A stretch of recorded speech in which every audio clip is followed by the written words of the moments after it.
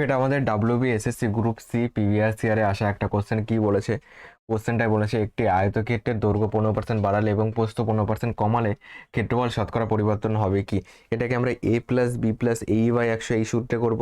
মানে তুমি এটাকে এ ধরো, এটাকে বি ধরো, 15% হ্রাস, মানে প্রথমে 15% বাড়াচ্ছে, তাহলে +15 করো, তারপর 15% কমছে, -15 করো, প্লাসে মাইনাসে -AB/100 মানে 15 × 15/100। দেখো 15 কেটে গেল, থাকলো কত? 15² হলো 225, তাহলে 225/100 বলতে পারো। দেখো অ্যান্সার তো তোমার ফ্র্যাকশনে রয়েছে, তো এটাকে একটু কাটাকুটি করো।